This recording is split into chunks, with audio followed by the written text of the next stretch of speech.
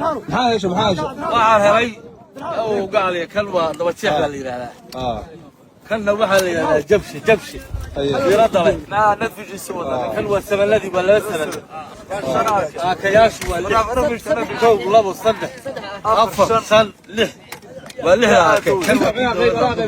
laba diyaaradood oo kuwa qumaatiga u kaca ee la yiraahdo helicopterka ayaa goordhow sawirro iyo muuqaalo waxay ka duubeen xerooyin ciidan oo ay ku sugnaayeen beesha Samaroon waana deegaano dhaca xeebaha iyo aaga tuulada Habaas ilaa tuulada Ceelgaal waxaan ku soo gudbin doonaa beesha Ciise oo markan doonaysa inay beesha Samaroon cir iyo dhul ka weerarto iyo faahfaahinta wararkii ugu dambeeyay qodobada kale aan kula wadaagi doono waxa qayb ka noqon doona suldaanka guud ee beesha Samaroon oo ka niyad jabay inuu wax taageero ah ka helo Somaliland waxaana uu soo duubay cod dhowr daqiiqo soconayo oo aalada WhatsApp-ka la iskugu gudbiyay waxaan turjumaan ku sameyn doonaa WhatsApp-ka codkaasi iyo sidoo kale xog walba oo uga baahneed qodobada kale waxa qayb ka noqon doona ciidanka BNBF ee Puntland iyo ciidanka daraawiishta dawlad goboleedka Waqooyi Bari oo caawa isku horfadhiya deegaanka shaxda oo ka tirsan gobolka Sool qodobadaas iyo waxyaabihii kale nagu soo kordha ayaan saaxiibayaal idin faahfaahin doonaa ee soo dhawaada haddii taa markii ugu horeysay ku soo biri daraja media waxaad heli doontaa dhammaan wararka iyo warbixinada xasaasiga ah oo mar walba halkan aan ku daabacnay ee habeen wanaagsan daawade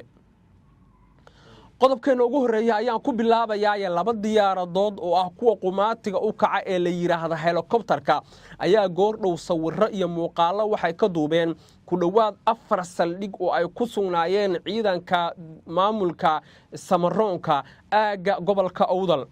saldhiga koowaad waxaa lagu magacaabaa aaga tuulada Habaas ayuu ku yaalaa waana deegaanadii maalmihii ugu dambeeyay lagu dagaalamayay waa saldhig muhiim ah oo ku yaala xuduudda dawlad deegaanka ilaa gobolka Awdal deegaan la yiraahdo Bolol oo koonfurka xiga Sayla ayaa sidaas si lamida saldhigyada la sawiray qayb ka ahaa waxaa sidaas si lamida la sawiray saldhig ku yaala koonfurta magaalada Lughaye waxaa sidaas si lamida la sawiray saldhig ku yaala aaga tuulada Ceelgaal dhammaan saldhigyada aan soo magacaabay waxa ku sugnaa ciidanka beesha Samaroon hadda wixii ka dambeeyay ciidanka beesha Ciise waxay hayaan xog dhammaystiran oo ku aadan ciidanka Samaroon ee ku sugan gobolka Awdal tiradooda hubka ay haystaan qaabkay u dagaal tagaan ragga hogaaminaya hubka ay haystaan noocyadu iskugu jiro cidda hubkaasi keentay yacni waxay haystaan xog walba oo ku saabsan hubkaasi sababtoo ah diyaaraduhu saldhig walba oo ay dul tagaan ku dhawaad 14 ilaa 20 daqiiqo ayay halkaasi joogaan waxayna ka qaadaan sawirradaasna dad badan waxay aaminsan yihiin inay yihiin kuwii ugu habboonaa ama ciidan oo ay beesha Ciise heli lahayd haddii aad xasuusatid toddobaadkii la soo dhaafay ayaan daawada kula wadaagay xogta sheegaysa in beelweynta Ciise ee ku sugan gobolka Awdal xuduudana ku sugan aaga gobolka Awdal gaar ahaana ee magaalada Diridhabo oo dawlad deegaanka ka tirsan inay dawladda Djibouti ka heleen diyaarado يعني ديارadaha si beesha Ciise si toos uma maamulayaan laakiin ninka xataa diyaaradda wada ninka diyaaradda hagaya ninka guud ee dalka Djibouti maamulo Ismaaciil Cumar Geelle taliyaha guud ee militariga dalka Djibouti dhammaan waa rag Ciise ah waxayna wacad ku mireen in ay garab iyo bagaashaan siinayaan beesha Ciise waxaad ogtihiin waan rabaa dib inaan idin xasuusiyo xeerkii buuga Ciise waa tii la kansalay la joojiyay ugaaska guud ee beesha Ciisena waa tii uu hadlay ugaas Mustafa oo uu yiri annaga iyo Samaroon dagaal baa noo dhaxeeya isla markii waxa hadlay ugaaska guud ee Gudubirsi suldaanka guud ee Gudubirsi aan dhahay wuxuuna yiri waan ka ajiibnay ugaas xabajo dagaalkaad ku baaqday markay xaaladdu halka joogto 14 bari kadib dagaal qaraar baa wuxuu ka dhacay tuulada Habaas tuulada Habaas dagaalkii ka dhacay jilbaha dhulka la isku dhigtay dhagta ayaa dhiiga loo daray beesha Samaroon haddana dagaal qaraar ayaa wuxuu ka dhacay tuulada Bohol dhagta ayaa dhiiga loo daray beesha Samaroon haddana dagaal qaraar ayaa wuxuu ka dhacay tuulada Xariida dhagta ayaa loo daray beesha Ciise ciisuhu dagaalka waa laga iltaalroonaa laakiin dagaalkii ka dhacay Xariida iyo dagaalkii ka dhacay Bolol iyo dagaalkii ka dhacay Habaas dhinacyadu waxaan moodaa inay sinaayeen marka dagaalka laga hadlayo iyadoo xaaladdu halka joogto ayaa ugaaska guud ee beesha Ciise waxa uu tagay caasimadda wadanka Djibouti ee Djibouti wuxuu kulan la qaatay Ismaaciil Cumar Geelle wuxuu kulan la qaatay taliyaha laanta sirdoonka dalka Djibouti wuxuu kulan la qaatay taliyaha militariga dalka Djibouti wuxuu kulan la qaatay taliyaha ciidamada cirka Djibouti dhammaan wuxuu kala hadlay in beesha Ciise loo basaaso goobaha ay joogaan ciidanka beesha Samaroon tii ugu dambeyn maanta dhacday oo aan aragnay in beesha Ciise dhinac walba ay iska hubaysay oo ay cir iyo dhul doonayso inay ka weerarto beesha Samaroon haddaba beesha Samaroon waxay garab ka rabtay Somaliland waa ay ka weyday ciisuhu garab waxay ka dalbadeen Djibouti waa ay ka heleen hadda xaaladdu waxay maraysaa meel bariga dhexe ah dadka arrimaha la socda haddaba waxay leeyihiin haddii xaaladdu sidan ay ku sii socoto oo dhinacyadu ay hub uruusi iyo ishabar wacasho iyo dagaal ay u durmaantumanayaan xaaladdu waxay noqon doontaa mid dagaalku uu ka gudbo gobolka Awdal oo taga dawlad deegaanka ilaa dalka Djibouti niman yahow nimanka la yiraahdo ciisaha xaqiiqda marka laga hadlo ninka ragga libintiisa waa loo qiraaye Samaroonka way ka tira badan yihiin sababtan waan idin sheegayaa ciisuhu waxay degaan dalka Itoobiya ciisuhu waxay degaan dalka Djibouti ciisuhu waxay degaan Somaliland ciisuhu waxay degaan Soomaaliya raas casir ilaa raas Kambooni qof aan ciise in laga waayi maayo nimanka Samaroonka la yiraahdo waxay ku kooban yihiin Awdal ilaa xuduuda Diridhabe ilaa Jigjiga ilaa ayo habaas deegaanada xagga u leexo xeebta Awdal lagu haye aagaasay ku kooban yihiin haddaba hadda waxaa soo baxaya warar iyo macluumaad sheegaya in ciisuhu ay rabaan in ay ka tallaabaan horta gobolka Awdal baa la iskala tallaabo oo la isla tago Boorama waxyaabaha ugu weyn ee ciisaha iyo Samaroonku isku hayaan waa xaaladda gobolka Awdal gaar ahaan Saylac iyo Boorama hadda Saylac 80% waxaa dega oo ku sugan oo maamula beesha Ciise Boorama 90% waxaa dega beesha Samaroon marka Ciise Boorama waa looga badan yahay Samaroonkana waa looga badan yahay Saylac oo waxa ku badan Ciisaha markii labada magaalo laga yimaado waxaa jira deegaano fara badan oo istiraatiiji ah waxaa kowka Ceelgaal waxaa kowka Habaas waxaa kowka Xariida waxaa kowka Dooqsi waxaa kowka deegaanada hoos yimaada lagu hayo ee dhinaca xeebta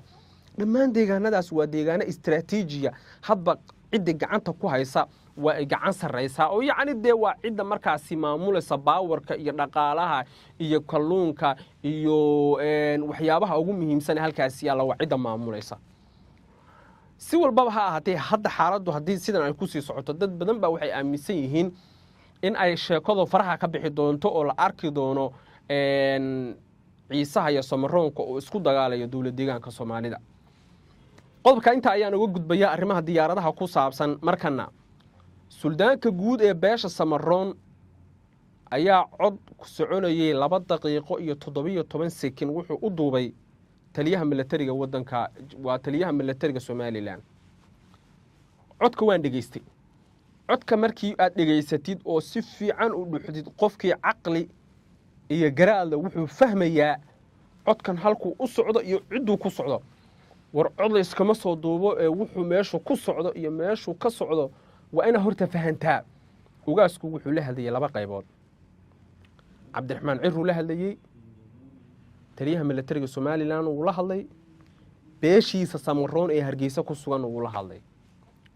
saddexdaba waxaan rabaa inaan marka faahfaahiyo oo aan bal wixii codka aan ka fahmay aan rabaa inaan wax yar idin faahfaahiyo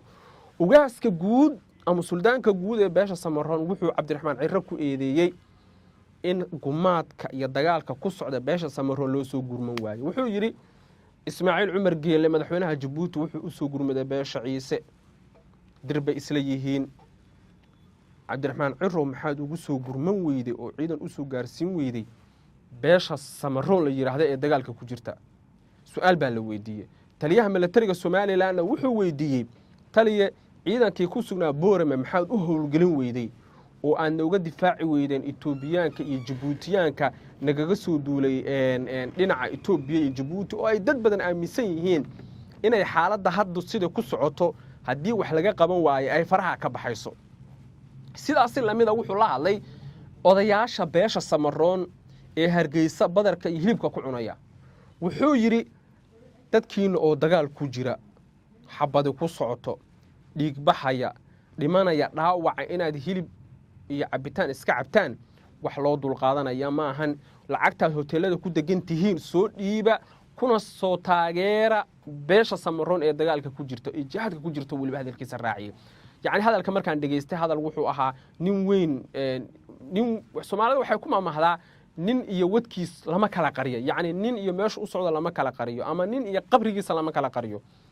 samaroonka suldaankoodu wala hadlay laakiin anigu daraasad markii aan sameeyay oo aan dad badan la hadlay nimankan samaroonka la yiraahdo dad wax isku gala maaha yani markaan sidaa ku leeyahay waxaan xasuustaa dagaalkii Laascaano markii uu dhacay ciidanka Somaliland sida weyn looga qabsaday gobolka Sool waxay ahayd taariikhdu 25 bishii 8 ahayd maalin Jimcaha markii ciidanka Somaliland weerarka lagu qaaday beesha samaroon uma ay soo gurmanin reesha Isxaaq ama Somaliland maalinkii anigu aan dibka ku jira hadaa ii soo gurman weyday anigu maanta say kugu soo gurmanaya waaba sheekadu waaba intaas in la isdaaliyo oo halka iyo dhinacan loo ordo ma ahan maalinkii reesha Isxaaq ay dagaalka kala kulmeen daaroodka oo midaysan oo dhulbaxanta uu ku jiro Warsangeli uu ku jiro Maxamuud Salebaan uu ku jiro Cali Salebaan uu ku jiro Ismaan Maxamuud uu ku jiro Ciise Maxamuud uu ku jiro Umar Maxamuud uu ku jiro maalinkaas anigaba imaada soo gurman samaroon oo anigu maanta say kugu soo gurmanaya su'aashaas la rabaa marka inay ka jawaabaan samaroon anu marka waxaan dhihi lahaa suldaanka inta calaalka iska dhaaftid xiniyahaaga fuul ninka ragga laba mid waa dagaal hadii la galo laba mid waa mid saddexaad ma jirto waa laba mid uun ama waad guuleysan ama waa laga guuleysan dagaalka gala iska celiya Ciise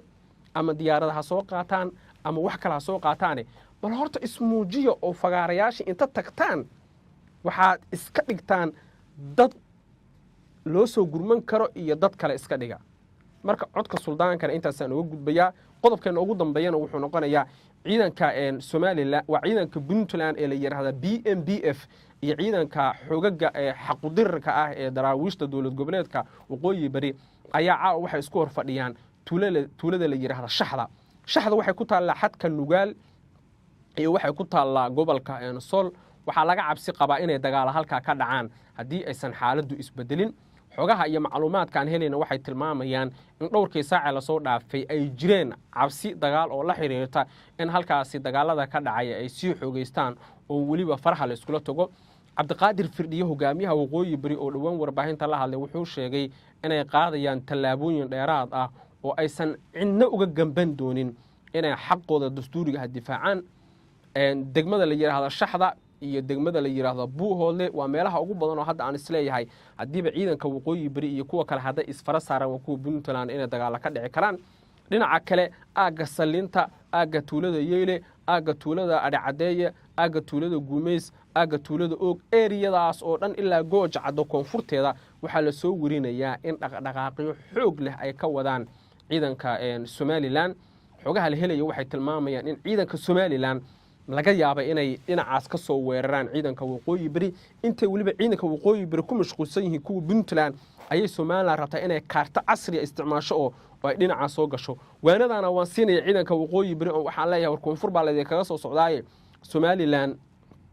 iyana iska xajiya aaga ceergaabo laftirkeeda dhaqdhaqaaq xoog leh ayaa ka jira Sool markaan ka nimaano ceergaabo waxa la leeyahay dhowrka saac ay soo aadan waxay noqon doontaa sheekadu kala baxnaa waa lagu kala baxaya ninkii xiniiniyada bay xaajadu u toostaaniyo xaaladdu halkaasi waa lagu kala baxaya sida sheekadu hadda u eg tahay hadii aysan wax isbedelin xaajadu waxay noqon doontaa in lagu kala kaco sababtoo ah dhaqdhaqaaqa socda iyo sidii wax isku bedelayaan iyo darafyadu siday u kala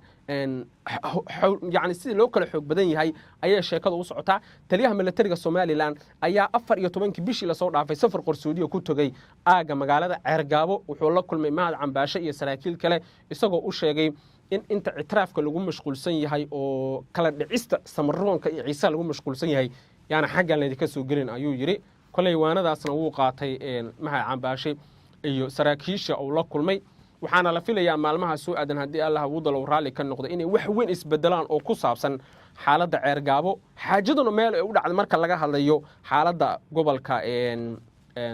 awdal iyo weliba ceergaaba meel uun bay sheekada ka bilaaban doontaa guud ahaan saaxiibayaal wararkeen intaas ayay ku dhan yihiin hadday tahay markii kuugu horreysay ku soo biiri daraja media waxaad heli doontaa dhammaan wararka iyo warbixinada xasaasiga ah oo mar walba halkan aan ku daabacno aragtidaada qaybta commentiga kaga dhiba sida u aragtid